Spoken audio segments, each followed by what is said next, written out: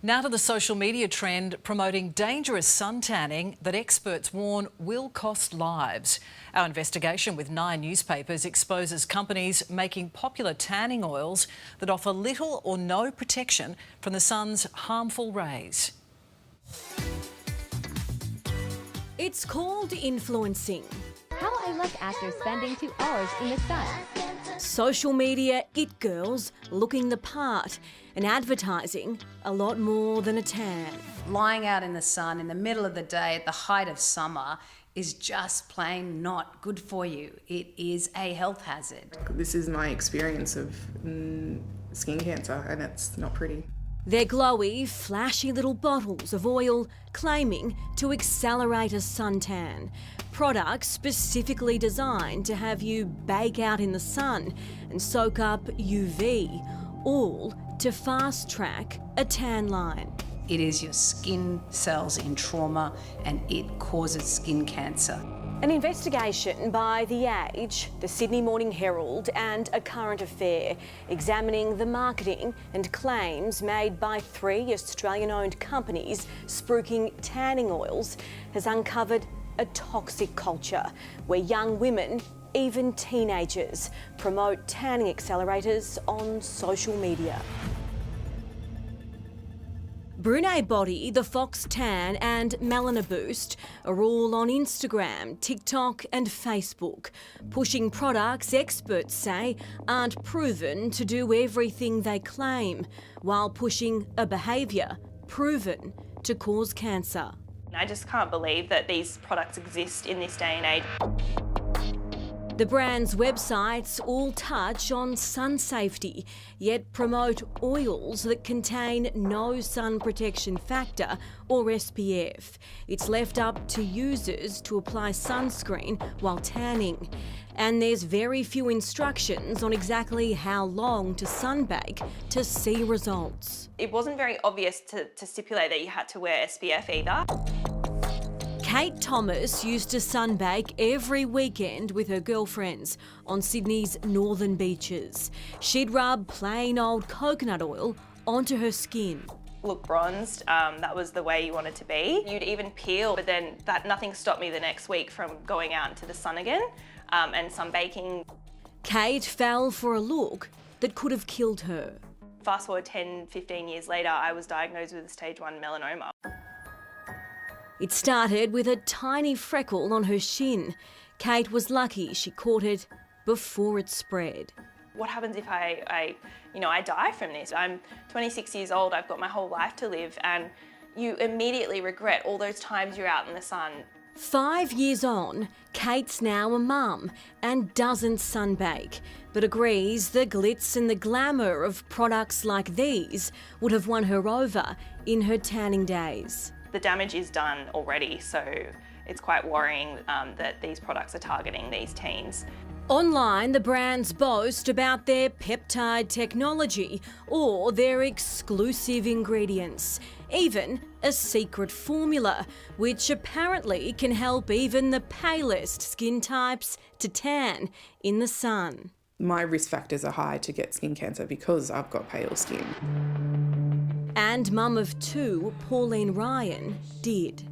A huge scar on Pauline's neck, a constant reminder to cover up in the sun after battling for 9 months with stage 3 melanoma. I wasn't someone that actively tried to tan. I just didn't have the skin tone for it.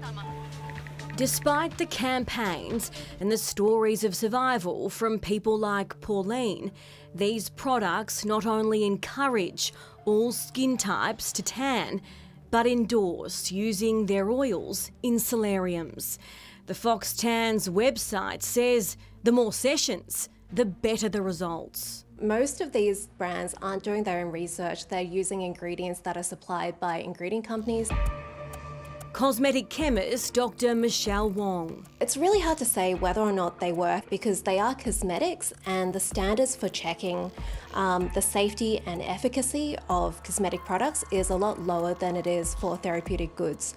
She says the ingredients can be misunderstood by consumers. They claim to boost collagen, And there's so much uncertainty about whether these ingredients will actually do that, whereas we know that sun exposure, UV exposure, is one of the biggest causes of decreased collagen. In 2022, TikTok announced it would ban videos that encourage tanning and add warnings about the risks of skin cancer. More than a year on, and seemingly nothing's changed. Pushing products onto people, particularly our young, vulnerable people, that glamorizes tanning is not healthy. It is like selling cigarettes. Australian of the Year and world-leading skin cancer expert, Professor Georgina Long. We need a national discussion about stop glamorization of tanning and all of the impacts of these things on social media that promote tanning need to be looked at very carefully. In light of our investigation, the Therapeutic Goods Administration will examine the products. The TGA will review the products you have referred to us to determine if any are presented as therapeutic goods and take appropriate regulatory action if required. A tan is actually causing damage to your skin, and you'll see it in the long term. I am living proof that it is not healthy. Yeah, it's certainly a worry, and it will be interesting to see what regulators do with those companies. Also a worry for some are changes to Australia's sun safety guidelines. The update recognises the changing ethnic diversity of the Australian population. I'm joined now by Jay Allen, skin cancer survivor and founder of the Australian Skin Cancer Foundation. Jay, welcome to the show. So the change recognises a growing number of Australians who are less likely to get sunburnt than you and I are. What's wrong with that? Oh, I think it may be a little bit misleading. I mean, we don't want people to become complacent, you know, especially those with darker skin. You know, it's saying that they're fine to go out in the sun.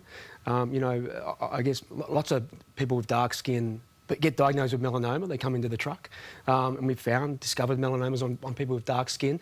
You know, they could think it's safe to go out in the sun, and they've got moles and freckles that obviously can cook in the sun the same way chicken does in an oven. Yeah, I think maybe. You know, it could be... Sending a confusing message, really. I think so, yeah. We've been telling people for years, you know, it doesn't matter what skin colour you are, you can still get diagnosed with melanoma or non-melanoma skin cancer.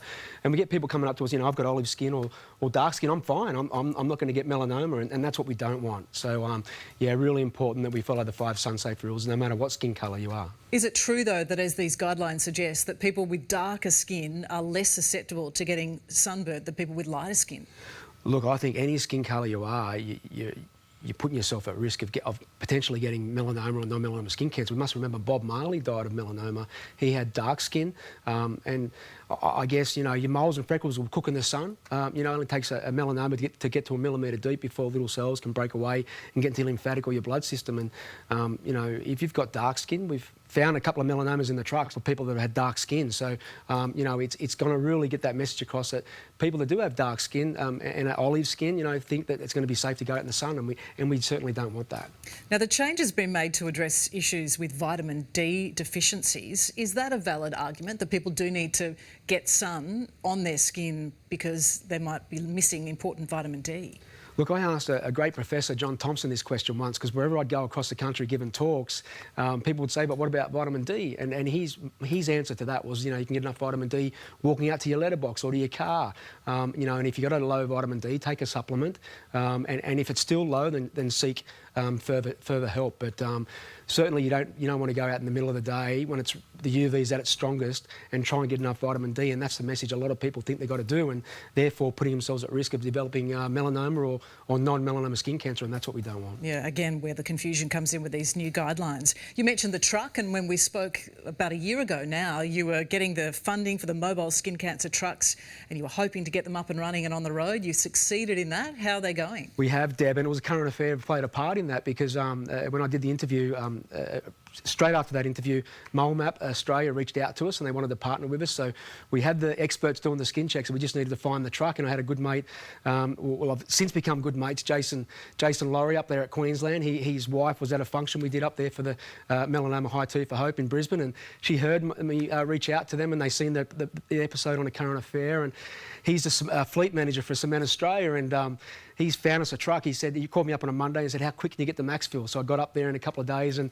we found this express green truck, and it was perfect, and we just needed to wrap it, and we had the champions over at Miranda 1800 Promo wrap it for us, and she's a beauty, and we found 25 melanomas across the country since last June when we launched it at Manly, and it's just a great thing, and it's certainly putting skin cancer on the map across Australia, and we get inundated on our website every single day with people wanting us to bring the truck to their town because they just can't afford to get a skin check. Well, that's the thing. You've also been pushing to make these sort of checks more accessible and affordable for everyone. You've got one truck on the road. You need a lot more than that to make that actually a reality. We do, and the plan is to roll them out across the country so we can have one in every state and territory, and we're certainly on our way. And we've got the gala dinner coming up. It's at the Four Seasons Hotel in Sydney, where you're the MC for that, Deb, and all funds raised from that gala dinner on March 23rd are going towards another truck so we can, try and eradicate this disease because, one person is still diagnosed every 30 minutes in Australia, and sadly one person dies every 6 hours. So, we're on a mission, and if anyone out there that wants to help us fund these trucks, please do. It's all self-funded along with MoleMap, our partner, and we're doing all we can at the Australian Skin Cancer Foundation, and just this week we donated over $100,000 to the Chris O'Brien Lifehouse Centre for a clinical trial on squamous cell carcinoma. So, we're just trying to do all we can and try and save, all our fellow Australians from being diagnosed with skin cancer, and in particular melanoma. Yeah, doing great work. Keep on doing it. Good on you, Jay. Thank you so much. Thanks, Deb, and it's great to have you as an ambassador as well now, so thank you very much. Happy to be involved. Thank you.